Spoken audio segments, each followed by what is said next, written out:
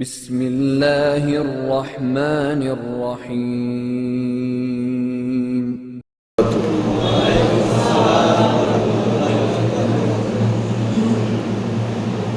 إن الحمد لله والصلاة والسلام على من لا نبي بعده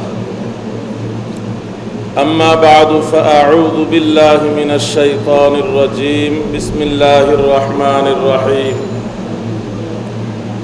ربنا وبعث فيهم رسولا منهم يتلو عليهم آياتك ويعلمهم الكتاب والحكمة ويزكيهم إنك أنت العزيز الحكيم وقيل للنبي صلى الله عليه وسلم كيف بدأ أمرك قال أنا دعوة جدي إبراهيم وبشرى أخي عيسى ورأت أمي نورا أضاءت به قصور الشام أو كما قال عليه الصلاة والسلام درود شريف پڑھی اللهم صل على محمد وعلى آل محمد كما صليت على إبراهيم وعلى آل إبراهيم إنك حميد مجيد اللهم بارك على محمد وعلى آل محمد كما باركت على إبراهيم وعلى آل إبراهيم إنك حميد مجيد الحمد لله বাইতুল আমান আদর্শ বালক বালিকা মাদ্রাসা ও হেফজখানার উদ্যোগে আয়োজিত 16তম বার্ষিক দস্তারবন্দি জলসা ও ইসলামী সম্মেলনের সম্মানিত সভাপতি, উপস্থিত হযরত উলামায়ে কিরাম, মুরব্বিয়ানে ইজাম, আমার প্রাণপ্রিয় ছাত্র ও যুবক ভাইয়েরা, পর্দার আড়ালের মা ও বোনেরা, মহান আল্লাহ পাক পরওয়ারদিগারে আলমের সকল তারিফ এবং প্রশংসা, যিনি মেহেরবানি করে আজকের এই মাহফিলে আমাদেরকে আসার এবং ধৈর্য ধারণ করে বসার তৌফিক দান করেছেন। আমরা মহান রব্বুল আলামিনের শাহী দরবারে অন্তরের অন্তঃস্থল থেকে শুকরিয়া আদায় করি, আলহামদুলিল্লাহ। এবং আকায়ে নামদার, তাজদার মদিনা, মাহবুব কিবরিয়া, জিগর গোশায় আমিনা, রহমতুল লিল আলামিন, রাহাতুল আশিকিন, মুরাদুল মুশতাকিন, হাদিয়ে সুবুল, সৈয়দে বুলদে আদম, মুহাম্মদ আরবি মক্কি মদনী হাশমি মুত্তলবী সাল্লাল্লাহু আলাইহি ওয়াসাল্লামের খিদমতে লাখো কোটি দরুদ ও সালামের হাদিয়া, যার আদর্শ আর তরিকার মধ্যেই রয়েছে মানব জাতির জন্য দুনিয়া এবং আখিরাতের কামিয়াবি আর সফলতা। আমার পূর্বে বাইতুল শরীফের হযরত পীর সাহেব হুজুর অত্যন্ত মূল্যবান আলোচনা পেশ করতেছিলেন। আমার পরেও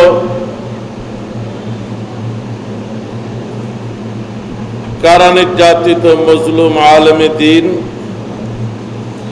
আল্লামা খুরশেদ আলম কাসেমি সাহেব মদ্দুজুল্লাহুল আলী যথাসময়ে তশরিফ আনবেন এবং বয়ান পেশ করবেন। আমাদের প্রিয় নবী, বিশ্বনবী মুহাম্মদুর রাসূলুল্লাহ সাল্লাল্লাহু আলাইহি ওয়াসাল্লামকে প্রশ্ন করা হয়েছিল, পৃথিবীতে আপনার আগমনের সূচনা কিভাবে শুরু হয়েছে? কাইফা বাদা আমরুক। এই প্রশ্নের উত্তরে নবীজি তিনটা কথা বলেছেন। এক নম্বর, নবীজি বললেন, আনা দাওয়াতু জাদ্দি ইব্রাহিম, আমি আমার দাদা ইব্রাহিম খলিলুল্লাহর দোয়া। দুই নম্বর, অবুশরা আখি ঈসা, আমি আমার ভাই ঈসা আলাইহিস সালামের সুসংবাদ। 3 নম্বর, ওয়ারাত উম্মি নূরা, আমার জন্মের পূর্ব মুহূর্তে আমার মা একটি নূর দেখেছেন। আদাআত বিহি কাসুর আশ-শাম, ওই নূর আমার মা দেখেছেন মক্কায়। ওই নূরের আলোয় আলোকিত হয়েছে মুলকে শামের প্রাসাদ সমূহ, সিরিয়া ফিলিস্তিনের প্রাসাদ সমূহ, যা মক্কা থেকে 1500 কিলোমিটার দূরে। নবীজি কয়টা কথা বললেন? 3টা। 1 নম্বর, আমি আমার দাদা ইব্রাহিম খলিলুল্লাহর দোয়া। আল্লাহর খলিল এমন একজন পয়গম্বর যার সারাটা জীবন কেটেছে আল্লাহর কঠিন থেকে কঠিন পরীক্ষা দিতে দিতে। জন্মগ্রহণ করেছেন নমরুদের আইনের বছর। স্বাধীনভাবে পৃথিবীতে জন্ম নেবেন, নমরুদের আইনে খলিলুল্লাহর এই অধিকার ছিল না। মা খলিলুল্লাহকে প্রসব করেছে পাহাড়ের গুহায়। 7 বছরে লালিত পালিত হয়েছেন পাহাড়ের গুহায়। 7 বছর পরে বাড়িতে নিয়ে আসলেন। বাড়িতে কদম রেখেই খলিলুল্লাহ দেখলেন খলিলুল্লাহর বাবা আজর নিজের হাতে মূর্তি বানায়া মূর্তি পূজা করে। 7 বছরের খলিলের বিবিকে লাগলো নিজের হাতে গড়া মূর্তি উপাস্য হতে পারে না। বিষয়টা বাবাকে বোঝানো দরকার। কথা বলেন, কোরআনে আছে। খলিলুল্লাহ বাবাকে প্রশ্ন করলেন, বাবা, তোমার বানানো মূর্তি চোখে দেখে? উত্তর কি হবে? বাবা, তুমি কি চোখে দেখো? তাহলে কি বোঝা গেল? দৃষ্টি শক্তির দিক থেকে তুমি সবল, তোমার খোদা দুর্বল। বাবা, তোমার খোদাই কি কানে শুনে? বলেন উত্তর কি হবে? বাবা, তুমি কি কানে শুনো? তাহলে শ্রবণ শক্তির দিক থেকে তোমার খোদা দুর্বল, তুমি সবল। বাবা, তোমার খোদাই কি কথা বলতে পারে? তুমি কথা বলতে পারো।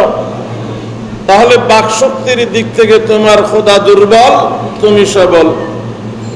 যুক্তি বলে দুর্বল সবলের পূজা করবে, তুমি সবল হইয়া দুর্বলের পূজা করো কেন?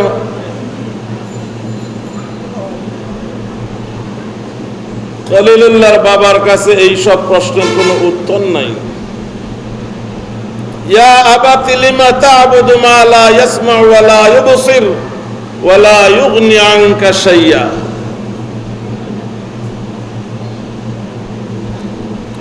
বাবা, তোমার খোদায় তোমাকে বানিয়েছে না খোদাগুলো তুমি বানিয়েছো? উত্তর কি হবে বলেন?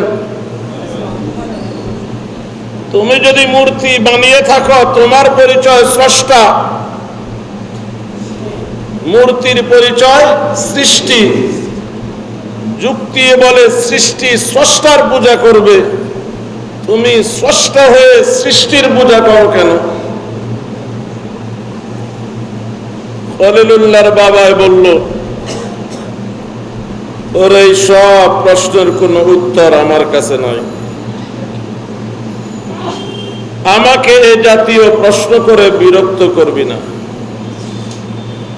যদি পুনরায় আমাকে এরকম প্রশ্ন করে বিরক্ত করার চেষ্টা করো, লা আরজুমান্নাকা ওয়াহজুরনি মালিয়া, আমি পাথর নিক্ষেপ করে তোকে হত্যা করব। খলিলুল্লাহর যুক্তির দলিলের উত্তর দিতে না পেরে নমরুদ খলিলুল্লাহকে হত্যার হুমকি দিয়েছে। নমরুদের অনুসারীরা এখনো আহলে হকের সাথে যুক্তি তর্কে না পারলে ওই বাপ দাদার ধমকিটা দেয়।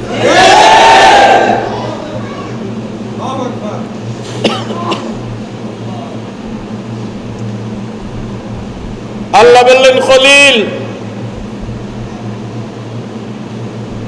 যদি বাড়িতে থাকো বাবার মূর্তি পূজা দেখে সইতে পারবা না, প্রতিবাদ করতে হবে। আর যদি প্রতিবাদ করো বাবা সইতে পারবে না, তোমার গায়ে হাত তুলবে। আমি চাই না বাবা আর সন্তানের মধ্যে ঝগড়া হোক, বাড়ি ছেড়ে দাও। খলিল বলল, সালামুন আলাইক। বাবারে সালাম দিয়া চলে গেল। দেশের সব মানুষ গেল মন্দিরে পূজা করতে, দেশের সব মানুষ গেল মেলায় আনন্দ করতে। খলিল গোপনে গেল মন্দিরে হাতুড়ি নিয়ে। কথা বলে সব মূর্তি ভেঙ্গে বড়টার নাক কান ভাঙ্গা গলা হাতুড়ি ঝুলে রাখছে। মেলা থেকে আইসা মন্দিরে প্রবেশ করে দেখে খোদার গোষ্ঠী শেষ।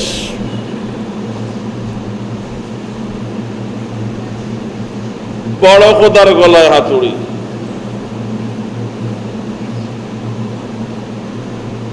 নমরুদের প্রশ্ন, মান ফাআলা বিআলিহাতিনা হাযা, আমাদের খোদার এই সর্বনাশ কে করেছে? একজন দাঁড়ায়া জবাব দিল, সামি'না ফাতান, সামি'না ফাতান ইয়াযকুরুহুম, এক যুবককে মূর্তির সমালোচনা করতে শুনেছি।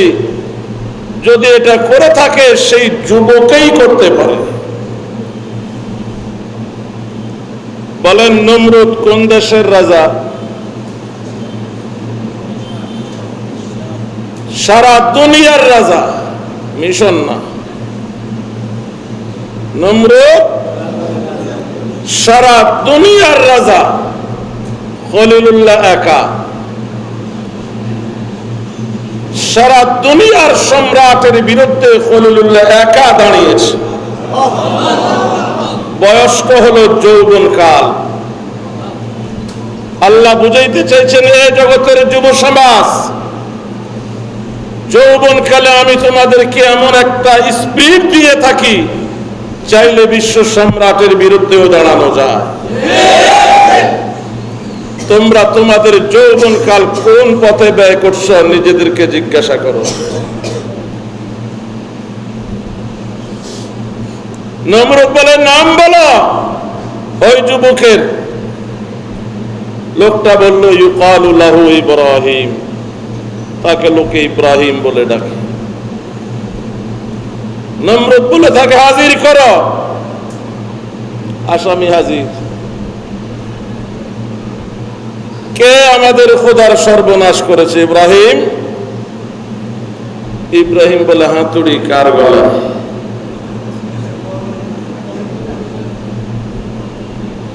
বলেন, হাতুড়ি কার গলায়? যদি বড় খোদার গলায় হাতুড়ি হয়, বড় খোদাকে জিজ্ঞাসা করো। তার চোখের সামনে ছোট খোদাগুলোর সর্বনাশ কে করেছে? অনেক সময় উকিল এমন ভাবে সাক্ষীকে জেরা করে, মিথ্যা বলতে যায় সত্য বলে ফেলে। যেই মাত্র ইব্রাহিম আলাইহিস সালাম বললেন, এই বড় খোদাকে জিজ্ঞাসা করো, সাথে সাথে উপস্থিত জনগণের মুখ থেকে বাইর হয়ে গেল, খোদা কি কথা বলতে পারে? খলিলুল্লাহ দরকার ছিল এই পয়েন্ট। বলে, নমরুদ কোন দেশের রাজা? এত বড় দুনিয়ার রাজত্বের মালিক কেমনে হয়েছে? ভোটে না জোরে? ভোটে হলে 5 বছরের বেশি থাকা যায় না, জোরে হলে আরো বেশি থাকা যায়। বলেন, তাম দুনিয়ার রাজা নমরুদ জবরদখল করেছে রাজত্ব। তো জবরদখল করলেও বৈধতার কোনো না কোনো লিঙ্ক লাগে। কথা কয় না? বৈধতার কি কোনো না কোনো একটা সূত্র লাগে, অন্তত দিনের ভোট না হইলে রাতের ভোট। বলেন, মনে করেন বাংলাদেশ নমরুদের পছন্দ, সেটাকে নিজের রাজত্বের অন্তর্ভুক্ত করতে চায়, আমেরিকার মতো সাথে সাথে সৈন্য পাঠায় দিত না। নমরুদ মন্দিরে যায় বড় খোদার সামনে দাঁড়াইত, বড় খোদার চারপাশে চাদর দিয়ে ঘিরে নিত, ভিতরে শুধু নমরুদ আর খোদা, বাহিরে তার পরিষদ। নমরুদ বলতো, প্রভু সবুজ শ্যামল সোনার বাংলাদেশ আমার পছন্দ, এটা কি আমি আমার রাজত্বের অন্তর্ভুক্ত করতে পারি? আমার জন্য কি বৈধ না অবৈধ? নমরুদ প্রশ্ন রাখত বড় খোদার সামনে। একটু চুপ থেকে কণ্ঠ বদলাইয়া বলতো, এটা সম্রাট নমরুদের জন্য বৈধ। নমরুদ বাইরে এসে সবাইকে বলতো, খোদা অনুমোদন দিছি। কথা বলে না? এবার বাংলাদেশ দখল করা যায়। এই পদ্ধতিতে নমরুদ সারা দুনিয়ার রাজত্ব দখল করেছে। এখন যখন অনুসারীরা বলল, খোদাই কি কথা বলতে পারে? খলিলুল্লাহ বলল, খোদা যদি কথা বলতে না পারে, মিস্টার নমরুদকে এতদিন জবরদখলের অনুমোদন কেমনে দিছে? আটকে গেল নি নমরুদ? এখন নমরুদ বলতেছে, শোনো, ইব্রাহিমের সাথে কথা বাড়াইয়া লাভ নাই, যদি খোদা বাঁচাইতে চাও ইব্রাহিমকে জ্বালাইয়া মারো। হাররিকুহু আনসুরু আলিহাতাকুম, খোদা বাঁচাইতে চাইলে ইব্রাহিমকে পোড়াইয়া মারো। ইব্রাহিমকে পোড়াইবার জন্য আগুন জ্বালানো হলো। অগ্নি পরীক্ষা শেষ। আল্লাহ বলল, মাতৃভূমি ছেড়ে চলে যাও সিরিয়াতে। সেখানে যাওয়ার পরে ৮৬ বছর বয়সে, কথা বলে, একটা বাচ্চা হয়েছে।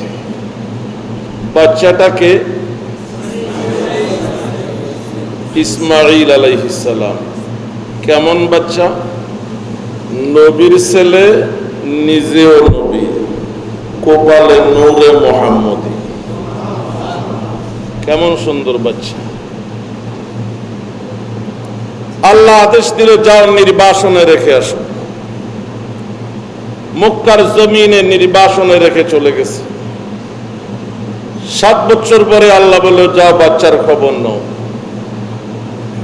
মক্কাতে আয়েশা যখন বাচ্চার সাথে একটু মহাব্বত কায়েম হয়েছে, আল্লাহ বলে, এবার গলার ছুরি চালাও। সারাটা জীবন কঠিন থেকে কঠিন পরীক্ষা। পরীক্ষায় যখন কেউ পাশ করে, কর্তৃপক্ষ তাকে পুরস্কার দেয়। বলেন, পুরস্কার আবার 2 প্রকার। এক প্রকার কর্তৃপক্ষের পছন্দ, আরেক প্রকার যে বিজয়ী হয় তার পছন্দ। আপনার ছেলে পরীক্ষায় পাশ করেছে, আপনি সীমাহীন খুশি হয়েছেন। অফিস থেকে আসার সময় তার জন্য একটা ল্যাপটপ নিয়ে আসলেন, তার হাতে দিয়ে বললেন, এটা আমার পছন্দের পুরস্কার, এটাই শেষ না, বল তোর কি পছন্দ সেটা বল। এমন হয় কি হয় না? একটা দাতার পছন্দ আর একটা গ্রহীতার পছন্দ। আল্লাহ খলিলুল্লাহর পরীক্ষার ফলাফল দেখে খলিলুল্লাহকে 2টাই পুরস্কার দিয়েছে। একটা আল্লাহর পছন্দ আর একটা খলিলুল্লাহর পছন্দ। আল্লাহর পছন্দ কি? ইন্নী জাইলুকা লিন্নাসি ইমামা, খলিল তোমাকে মানব জাতির ইমাম বানায়া দিলাম। এই ইমামের কি অর্থ? আল্লাহর এই ঘোষণার পরে খলিলুল্লাহর বংশের বাহিরে কোন নবী রাসূল আল্লাহ পৃথিবীতে পাঠান নাই। এক খলিলুল্লাহর বংশে প্রায় 18,000 নবী রাসূলের জন্ম হয়েছে। এই ঘোষণার অর্থ হলো খলিলুল্লাহর পরে সকল নবী রাসূলদের মুরব্বী খলিলুল্লাহ, সেই হিসাবে সকল উম্মতের ইমাম। ইন্নী জাইলুকা লিন্নাসি ইমামা। আল্লাহ বলেন খলিল এটা আমার পছন্দের পুরস্কার, তুমি বলো তোমার কি পছন্দ সেটাও দেব। খলিল বলে আল্লাহ আমি পুরস্কার চাওয়ার আগে আমার পরীক্ষাগুলো স্মরণ করাতে চাই। বাল্যকালে একটা শিশুর কাছে মা বাবা প্রিয় হয়, তুমি বলেছো প্রিয় মা বাবা ছেড়ে দিয়েছি। একজন মানুষের কাছে জীবন প্রিয় হয়, তোমাকে খুশি করার জন্য সেই জীবন নমরুদের আগুনে দিতে প্রস্তুত হয়ে গিয়েছে। একজন মানুষের কাছে মাতৃভূমি প্রিয় হয়, তুমি বলেছো ইরাক ছেড়ে সিরিয়ায় চলে গিয়েছি। একজন মানুষের কাছে বিবি বাচ্চা প্রিয় হয়, তুমি বলেছো নির্বাসনে রেখে এসেছি। একজন মানুষের কাছে 6-7 বছরের পুত্র সন্তান প্রিয় হয়, তুমি বলেছো তার গলায় ছুরি চালিয়েছি। হে আল্লাহ, তুমি যখনই আমার পরীক্ষা নিয়েছো, আমার প্রিয়টা চেয়েছো, আমি তোমার জন্য আমার প্রিয়টা উৎসর্গ করেছি। আজ তুমি বলছো তোমার কাছে চাইতে, আমি যেহেতু আমার জীবনের ধাপে ধাপে আমার প্রিয়গুলো তোমাকে দিয়েছি, আজ চাওয়ার বেলায় তোমার কাছে তোমার প্রিয়টা চাই। আমি দেওয়ার বেলায় আমার প্রিয়গুলো দিয়েছি, তোমার কাছে চাওয়ার বেলায় তোমার প্রিয়টা চাই। আয় আল্লাহ, তোমার এই কুল সৃষ্টির মধ্যে সবচেয়ে প্রিয় তোমার পেয়ারা হাবিব মুহাম্মদুর রাসূলুল্লাহ। আমি চাই তোমার সেই প্রিয় হাবিবকে আমার বংশে আমার শহরে পাঠাও।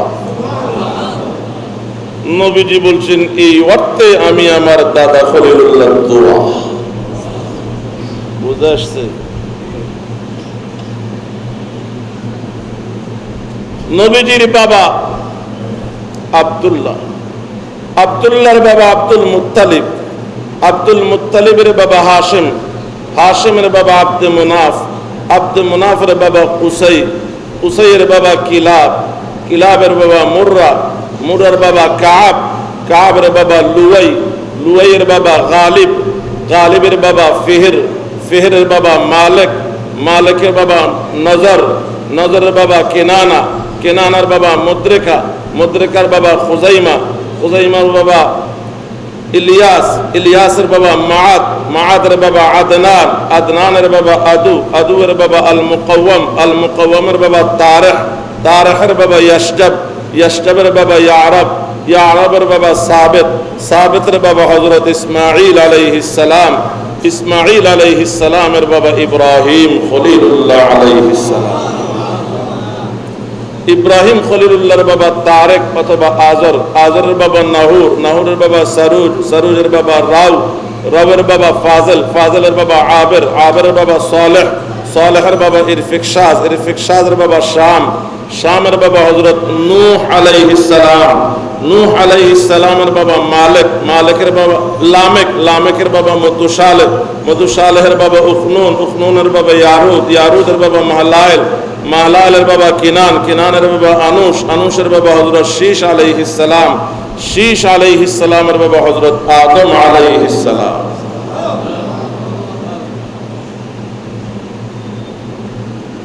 সময় আমার হাতে বেশি নেই। নবীজি বলছেন আমি আমার দাদা খলিলুল্লাহর দোয়া। আল্লাহর খলিল কাবা গৃহ নির্মাণ করার পর আল্লাহর কাছে দোয়া করেছেন, তোমার প্রিয় হাবিবকে আমার শহরে আমার বংশে পাঠাও। 4 কাজের দায়িত্ব দিয়া পাঠাইবা। বলেন কয় কাজ? তিলাওয়াতে আয়াত, তালিমে কিতাব, তালিমে হিকমত, তাজকিয়ায়ে নফস। বেটা আল্লাহ বললেন খলিল দোয়া মঞ্জুর। তবে আল্লাহ খলিলুল্লাহর সিরিয়াল বদলাইয়া দিয়েছেন, ওই লাইনে যাওয়ার সুযোগ নেই। আল্লাহ নবী পাঠাইলেন খলিলুল্লাহর দোয়া প্রসঙ্গে 4 কাজের দায়িত্ব দিয়ে। এই 4 কাজের মধ্যে প্রথম কাজ তিলাওয়াতে আয়াত। বলে না,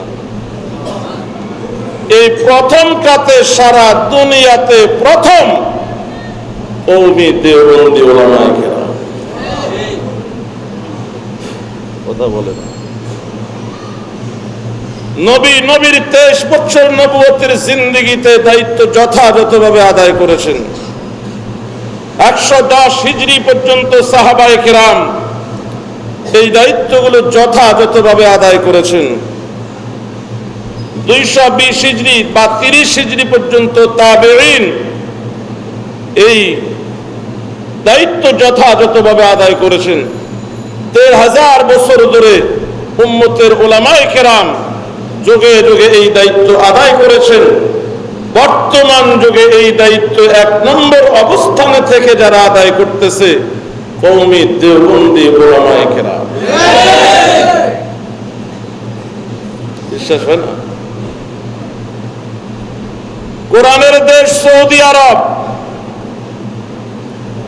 যেই দেশে কোরআনের নবী ঘুমিয়ে আছেন, যেই দেশের বাচ্চারা মায়ের পেটে আরবি শুনে, আরবিতে জন্মায়, আরবিতে খায়, আরবিতে ঘুমায়, আরবিতে বলে, আরবিতে পড়ে, আরবিতে খেলে।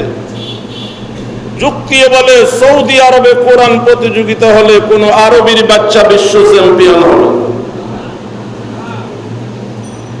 সৌদি আরবে কোরআন প্রতিযোগিতা হয়, বাংলাদেশি কওমি ছাত্ররা হাফেজরা 1 নাম্বার হয়। আপনারা মানেন আর না মানেন, কওমি মাদ্রাসা জঙ্গি সন্ত্রাসী বানায় না, কওমি মাদ্রাসা পৃথিবীর সেরা হাফেজ বানায়। কওমি আলেমরা বিদেশি টাকা আনে, বিদেশে টাকা পাঠায় না। কথা বলে না। এক নাজমুস সাকিব দুবাই প্রতিযোগিতায় পেয়েছে বাংলা 80 লক্ষ টাকা, সৌদি প্রতিযোগিতায় পেয়েছে 1,20,00,000 টাকা। 2 বছরে 2 দেশ থেকে আনছে 2 কোটি টাকা। কথা বলে না। শেষ। সারা দুনিয়া এই হাফেজের জন্য পাগল। রমজানে 15 দিন তারাবি পড়ায় লন্ডন, 15 দিন পড়ায় আমেরিকা। কথা বলে না। ওখানে তো আর টাকা নাই, ডলার এভাবে দেয় মানুষ। সব বাংলাদেশে আসতেছে। কওমি মাদ্রাসায় জঙ্গি সন্ত্রাসী বানায় না, কানাডার বেগম পাড়ার বাড়িওয়ালা বানায় না, সোনার মানুষ বানায়। ভুল বলতেছি? বাংলাদেশে যারা মন্ত্রী হয়, এমপি হয়, তাদের জন্য ঢাকাতে এমপি হোস্টেল আছে আলাদা, আবাসিক এলাকা। কথা বলে। মক্কা শরীফে 10 জন ইমাম, এদের এক একজনের মর্যাদা বাংলাদেশের মন্ত্রী থেকেও বেশি। তো আমাদের দেশের মন্ত্রীরা বাড়ি পাইলে মক্কার ইমামরা পাবে না? কথা বলেন না কেন? সৌদি আরবের সরকার মক্কাতে এদের জন্য একটা আবাসিক এলাকা দিয়েছে। আবাসিক এলাকার নাম আল আওয়ালি। আপনাদের ঘরে ঘরে সৌদি প্রবাসী আছে, জিজ্ঞাসা করে। ওই আওয়ালি এলাকায় একটা মসজিদ আছে, আল্লাহর কসম ওই মসজিদের ইমামকে দেখেছি বাংলাদেশি কওমি। মক্কাতে কতজন ইমাম? এক এক ওয়াক্ত নামাজ এক একজনে পড়ায়, বাকি থাকে 9 জন। কথা বলেন, এই 9 জন মহল্লায় থাকলে মহল্লার মসজিদে নামাজ পড়েনি কার পিছে? তো ঘটনা কেমন হলো? কাবার ইমামের ইমাম বাংলাদেশি কওমি মাদ্রাসা জঙ্গি সন্ত্রাসী বানায় না, কাবার ইমামের ইমাম বানায়। কওমি মাদ্রাসা সরকারের টাকায় চলে না, জনগণের টাকায় চলে। বলেন টাকা কাজে লাগতেছে নি? কথা বলেন, আপনারা যে টাকা দিচ্ছেন কাজে লাগতেছে কিনা? মদিনা শরীফে 5 জন ইমাম, মক্কা মদিনা মিলে 15 জন। এই 15 জনের নেতা রইস শেখ আব্দুর রহমান আস-সুদাইসি। আল্লাহ রাসূল সাল্লাল্লাহু আলাইহি ওয়াসাল্লাম বলেছেন, লা ইয়ানকাজি আজাইবুল কুরআন, কিয়ামত এসে যাবে, কোরআনের মুজিজা শেষ হবে না। আরবরা বলে ওমিন আজাইবিল কুরআন লাহনুস সুদাইসি, শেখ সুদাইসির কণ্ঠস্বর এটা একটা কোরআনের মুজিজা। আল্লাহ হুজুর বহুবার হজে দিয়েছে, জিজ্ঞাসা করে শেখ সুদাইসি যখন তেলাওয়াত শুরু করে চোখ বেয়ে পানি ঝরতে থাকে, কি দিয়েছে আল্লাহ তার কণ্ঠে। সৌদি আরবের সরকার জিদ্দায় একটা মসজিদ করেছে শেখ সুদাইসির নামে।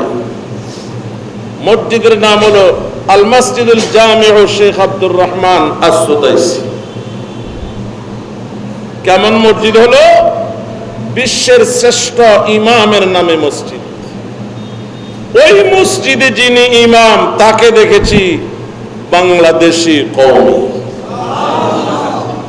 হাটহাজারী মাদ্রাসার ছাত্র আল্লামা শাহ আহমদ শফি রহমতুল্লাহ আলাইহির ছাত্র। আমি বলি, ও বাঙালি মুসলমান, যাকে বাংলাদেশে তেতুল হুজুর বলে গালি দাও, আল্লাহ তার ছাত্রকে বিশ্বের শ্রেষ্ঠ ইমামের মসজিদের ইমাম বানায় রাখছে। কওমি মাদ্রাসা জঙ্গি সন্ত্রাসী বানায় না, বিশ্বের শ্রেষ্ঠ ইমামের মসজিদের ইমাম বানায়। আমি এভাবে তালিকা পেশ করতে গেলে রাত শেষ হবে, তালিকা শেষ হবে। বলেন কওমি মাদ্রাসা বাড়বে না কমবে? ছাত্র বাড়বে না কমবে? আমাদের দান অনুদান বাড়বে না কমবে?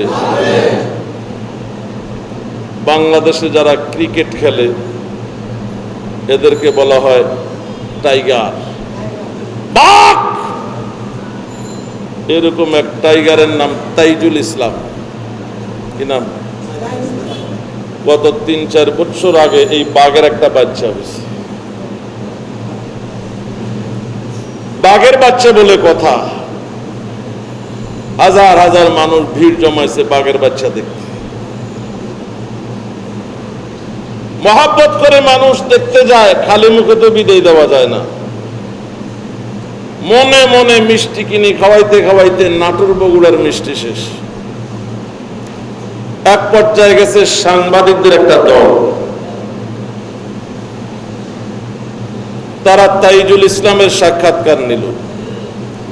আপনার এই সন্তানকে নিয়ে আপনার ভবিষ্যৎ পরিকল্পনা কি?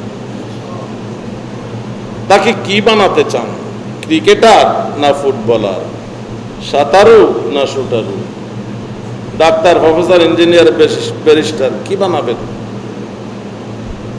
তাইজুল ইসলাম জবাব দিল, আমার এবং আমার বিবির ইচ্ছা আমাদের সন্তানটাকে আমরা প্রথমে হাফেজে কোরআন বানাবো। বাংলাদেশের বেশিরভাগ সাংবাদিক নাস্তিক্যবাদী।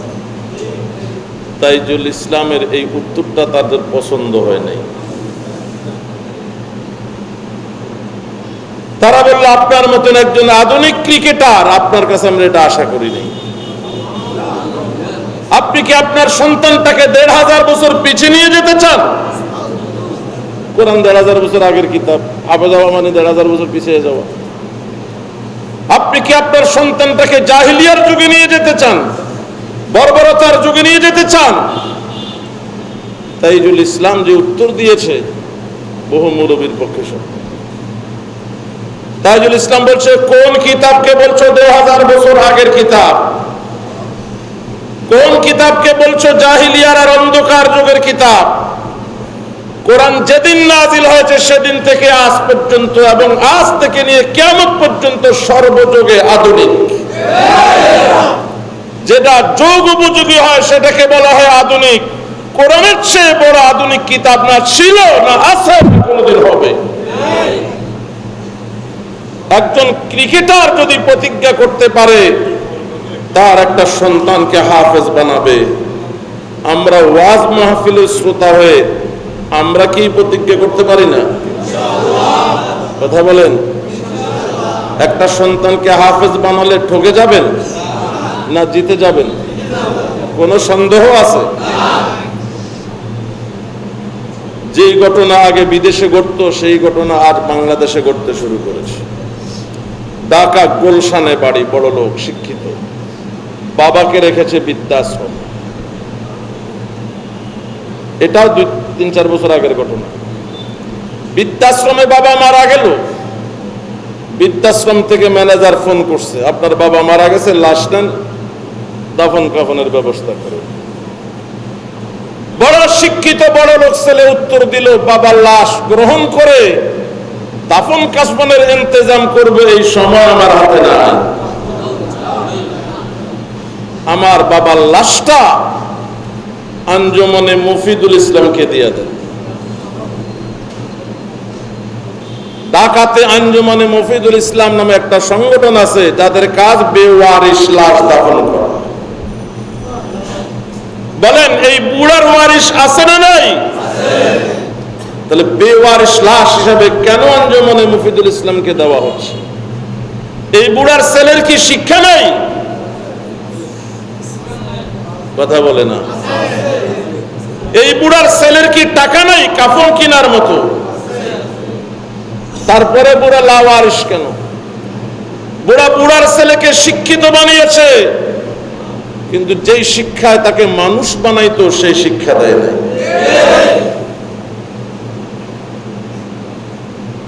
ধর্মীয় শিক্ষা মানুষকে মানুষ বানায়, তার ভিতরে শিক্ষা ঢুকেছে, মনুষ্যত্ব ঢুকে নাই, মানবতা ঢুকে নাই, বাবার প্রতি শ্রদ্ধা, মমতা, ভালোবাসা ঢুকে নাই। কথা বলেন। আজ জেনারেল শিক্ষিতদের মধ্যেও যে মা বাবা ভাই বোনের প্রতি দয়া আর মায়া আছে, এটা ওই শিক্ষার কারণে নয়, এটা আলেম ওলামাদের মেহনতের কারণে, তাবলিগ জামাতের কারণে, পীর ওলি আল্লাহদের কারণে।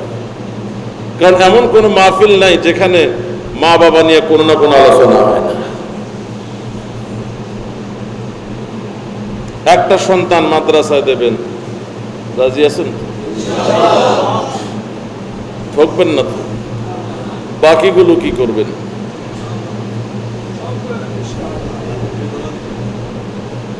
ব্যারিস্টার বাবার জানাজায় দাঁড়াইছে, জানাজায় কয় তাকবীর?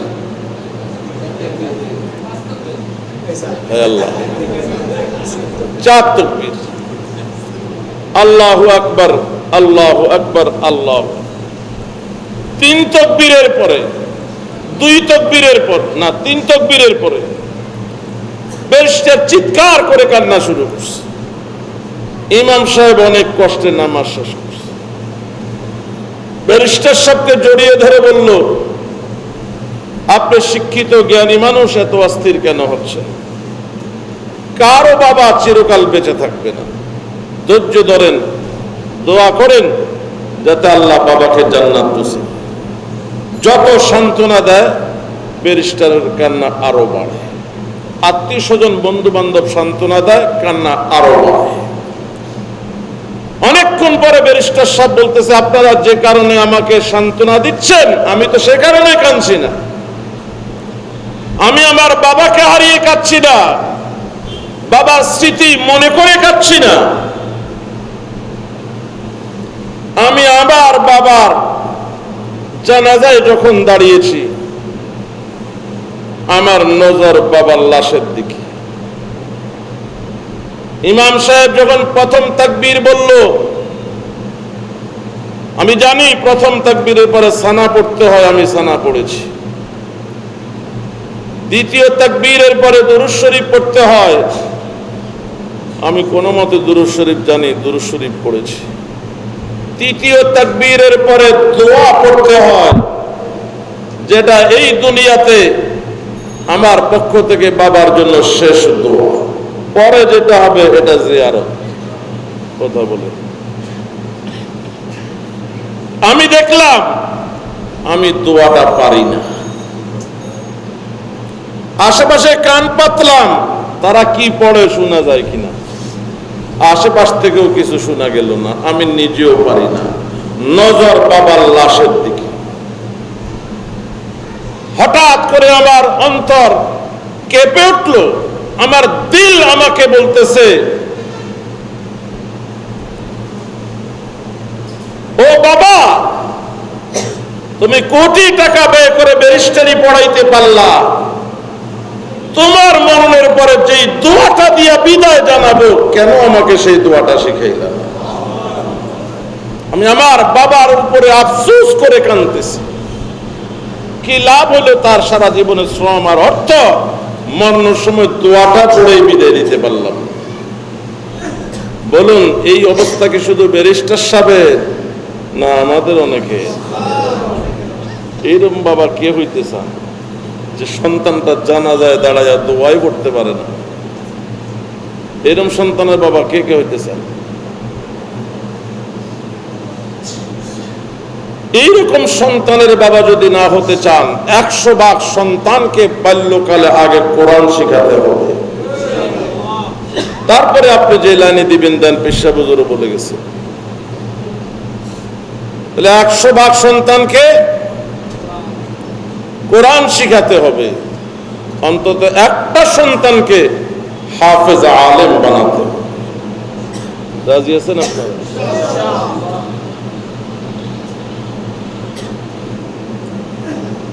শুধুমাত্র জনগণের দান অনুদান নিয়ে বাংলাদেশের 40 থেকে 50 হাজার কওমি মাদ্রাসা প্রায় 50 লক্ষ ছাত্রদেরকে খাওয়াইতেছে, পড়াইতেছে এবং পড়াইতেছে। আপনাদের দান অনুদান। এখানে বহু এতিম আছে, অসহায় আছে, গরিব আছে, আছে না নাই? ঢাকা আমাদের মাদ্রাসায় ছুটিতেও একটা ছেলে বাড়িতে যায় না। তাকে জিজ্ঞাসা করলাম, কেন বাড়িতে যাও না? সবাই বাড়িতে চলে গেছে। এটা জিজ্ঞাসা করতে ছেলে কান্না শুরু করছে। আর টাকা না থাকলে বলে টাকা দেব, বাড়িতে যাও না কেন? বলে, হুজুর বাড়িতে আমার আপন মা নাই, সৎ মা আমাকে দেখতেই পারে না। এমনকি আমার বাবা আমার পিছনে 2 টাকা ব্যয় করবে বা একটু আদর করবে আমাকে, এটাও সৎ মা হইতে পারে না। আমার বাড়িটা বাড়ি নয়, যেন জাহান্নাম। আপনার আমার বিবিকে মৃত্যু দিয়ে আল্লাহ আমার বাচ্চাগুলোকেও মাহারা করতে পারত। আপনাকে আমাকে মৃত্যু দিয়ে আমাদের বাচ্চাকেও আল্লাহ এতিম বানাইতে পারত। পারত কি পারত না? আল্লাহ রাসূল সাল্লাল্লাহু আলাইহি ওয়াসাল্লাম বলেন, যে এতিমের পাশে দাঁড়াইলো সে আমি নবীর পাশে দাঁড়াইলো, কারণ আমি নবীও এতিম ছিলাম। আল্লাহ রাসূল সাল্লাল্লাহু আলাইহি ওয়াসাল্লাম এইভাবে দেখায় বলছেন, আমার এই 2 আঙ্গুল যেমন পাশাপাশি, যারা এতিমের পাশে দাঁড়াবে তারা কিয়ামতে জান্নাতে আমার এরকম পাশাপাশি থাকবে।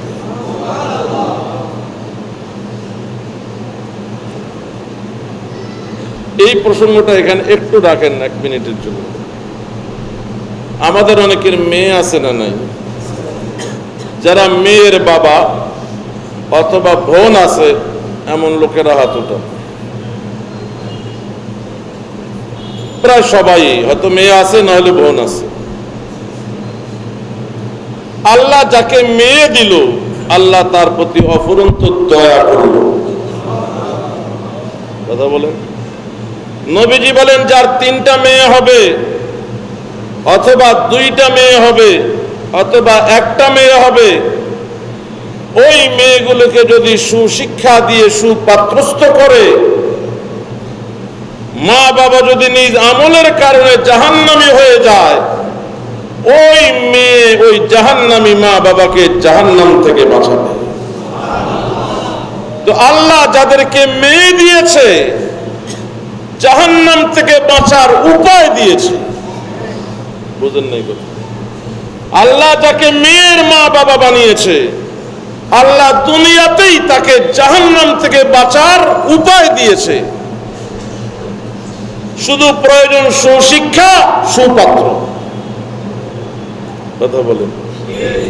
সুশিক্ষা স্কুল কলেজের শিক্ষা, আমি কুশিক্ষা বলবো না, তবে সুশিক্ষা তো বলতে পারবো না।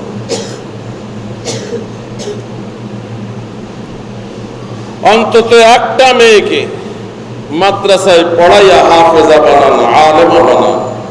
হুজুরের এখানে বালক শাখাও আছে, বালিকা শাখাও আছে। মেয়ে যদি কিয়ামতের আদালতে দাঁড়ায় বলে, আল্লাহ তুমি আমার বাবাকে জান্নাতে যাওয়ার উপায় হিসেবে আমাকে দিয়েছিলা, আমার মা বাবা আমাকে জান্নাতের পথে না দিয়ে জাহান্নামের পথে দিয়েছে, আমি এরকম মা বাবার বিচার চাই। ও মেয়ের বাবারা বলো কি জবাব দিবে? এই জন্য ছেলেদের ব্যাপারে আমি বলি অন্তত একটা ছেলেকে হাফেজ আলেম বানাও, আর মেয়েদের ব্যাপারে বলি সবগুলোকে মাদ্রাসায় দাও। যদি মেয়েগুলোকে জান্নাতে যাওয়ার উসিলা বানাইতে চাও, কয়টা মেয়ে মাদ্রাসায় দিবে?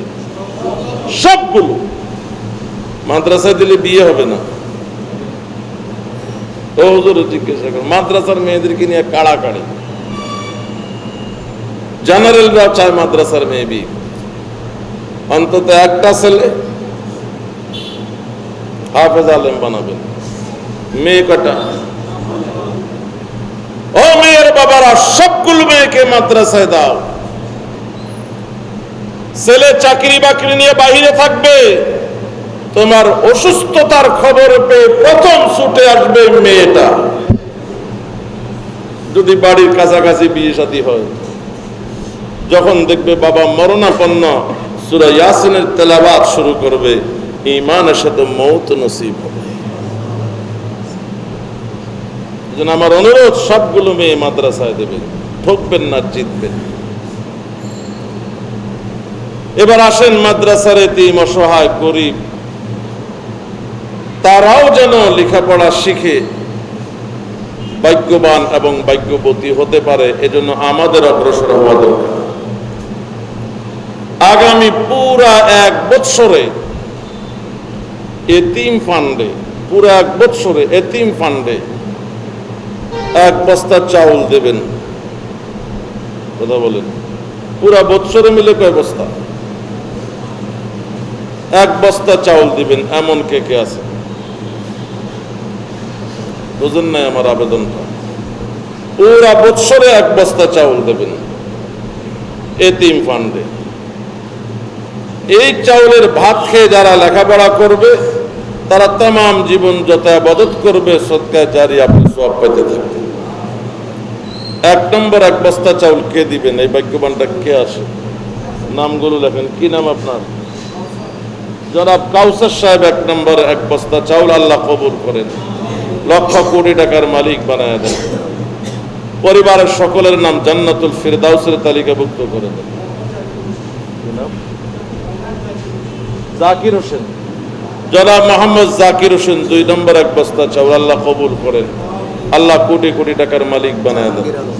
জনাব জাহাঙ্গীর সাহেব 3 নম্বর 1 বস্তা চাউল। আল্লাহ কবুল করেন, কোটি কোটি টাকার মালিক বানায় দেন। কি নাম?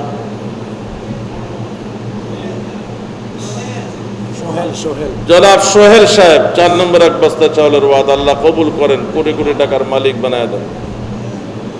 রহিমুল্লাহ, ওনার নামটা বলেন আগে। 2 বস্তা। আমরা আগে যান না, যাকে যায় বলেন। এইদিকে এক ভাই রহিমুল্লাহ, আপনি 5 নম্বর 1 বস্তা চাউল। আল্লাহ কবুল করেন। জসিম জনাব নুরুল ইসলাম রাখেন। যা বয়ান করবেন আমরা মনোযোগ দিয়ে শুনবো এবং আমল করার চেষ্টা করবো। ওয়া আখিরু দাওয়ানা আলহামদুলিল্লাহ